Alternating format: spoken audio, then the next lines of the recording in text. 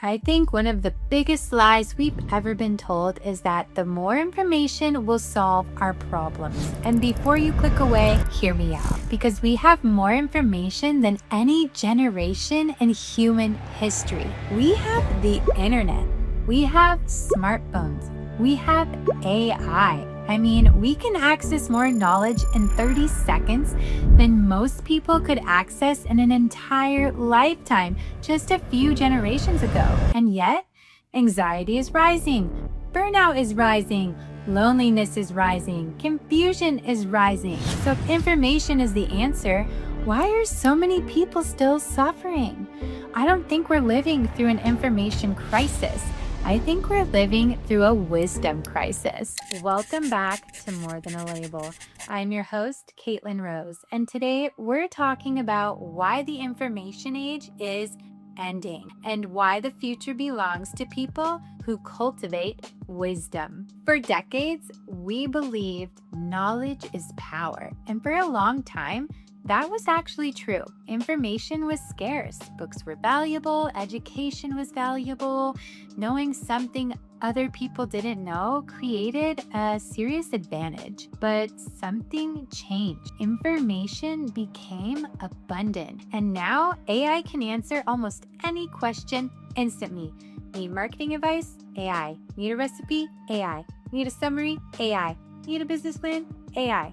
Information is becoming a commodity, and when something becomes abundant, something else becomes valuable. Wisdom, discernment, judgment, application, because information doesn't create transformation. Information creates awareness. Action creates results. Wisdom determines which action to take.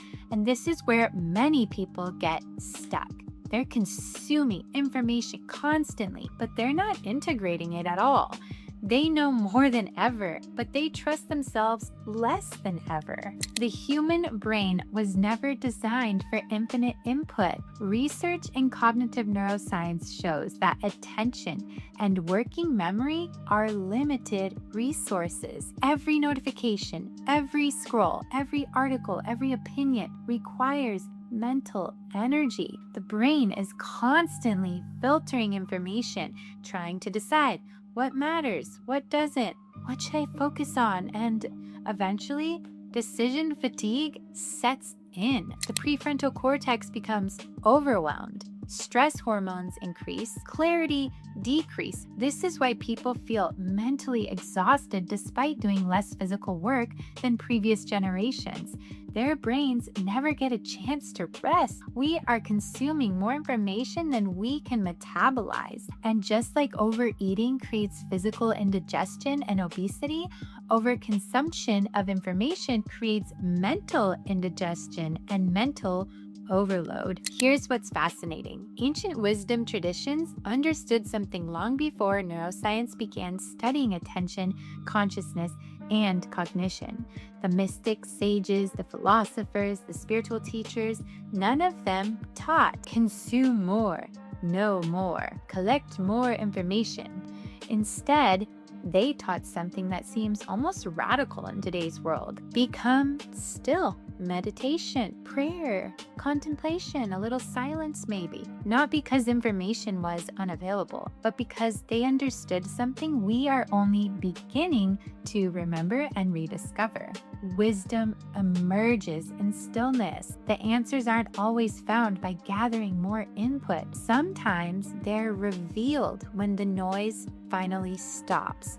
And that's a very different way of understanding knowledge, because ancient traditions often believed that wisdom wasn't something you acquired. It was something you remembered, something you uncovered, something that was already present beneath the noise of the mind. This idea appears in different forms throughout history. The Greeks spoke of higher knowing. Eastern traditions spoke of inner awareness and enlightenment. Mystical traditions spoke of direct communion with the divine. And in many spiritual circles, there's a fascinating concept known as the Akashic Records. Now, whether you take the Akashic records literally, symbolically, or somewhere in between, isn't really the point. The concept itself powerful. The idea is that there exists a kind of energetic record of consciousness, a library of the soul, a field of wisdom containing the experiences, lessons, patterns, and possibilities available to human awareness. Again, you don't have to believe that literally for the metaphor to be useful, because what it's really pointing toward is this. There is a difference between information and wisdom. Information is stored. Wisdom is accessed. Information can be collected. Wisdom must be embodied. And what's fascinating is that in some ways, AI is becoming a modern digital version of what humanity has always dreamed of: a massive repository of knowledge, a giant library, a searchable field of information, almost like a technological reflection of the ancient idea of an Akashic archive.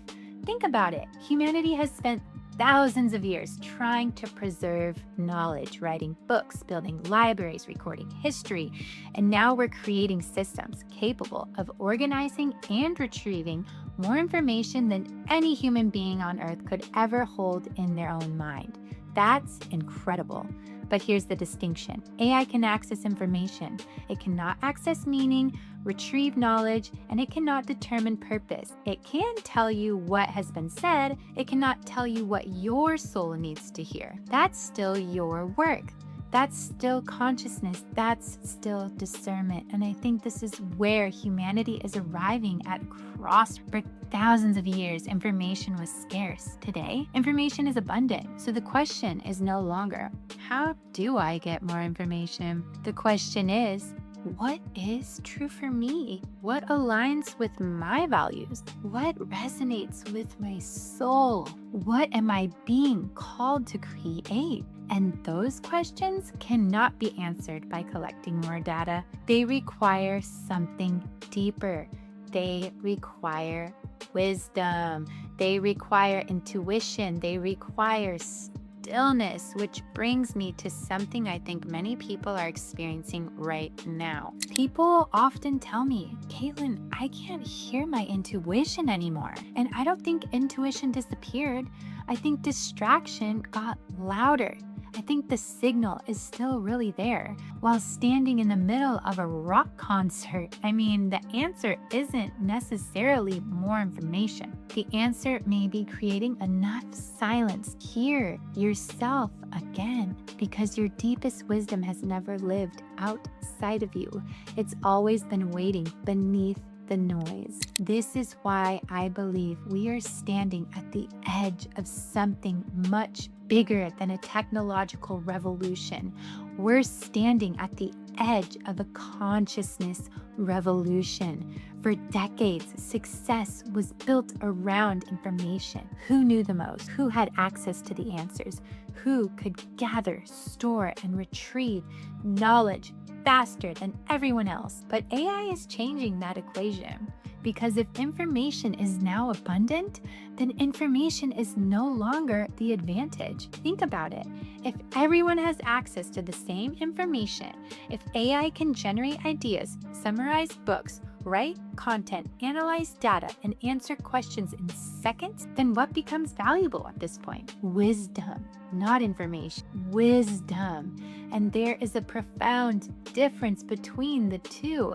Information tells you what. Wisdom tells you why. Information tells you what could be done. Wisdom tells you what should be done. Information gives you options. Wisdom helps you choose. And I think humanity is entering an era where the quality of our choices will matter more than the quality and quantity of our knowledge, because the future isn't going to be determined by who consumes the most information. It's going to be shaped by who can discern what matters, who can prioritize signal over noise, who can integrate knowledge into lived experience, who can embody truth instead of merely discussing it. And that's something AI cannot do for you. AI can tell you how to build a business. It cannot tell you if that business aligns with your soul. AI can generate 100 career options. It cannot tell you which path will bring meaning to your life. AI can provide tons of information, but it cannot provide purpose. And purpose is where wisdom begins. I think one of the most important skills of the future is going to be discernment, not intelligence, discernment. The ability to ask, what is true? What is useful? What is aligned? What is mine to carry? What should I ignore? Because in an age of endless information, wisdom is often found not in what you choose to consume, but in what you choose to disregard. Think about how much noise is competing for your attention every single day. Opinions, predictions, fear, outrage, algorithms, experts, influencers, everyone telling you what to think, how to live, who to become. And wisdom asks very different question. What resonates as true within me? That's not an information question. That's an inner authority question. That's a soul question.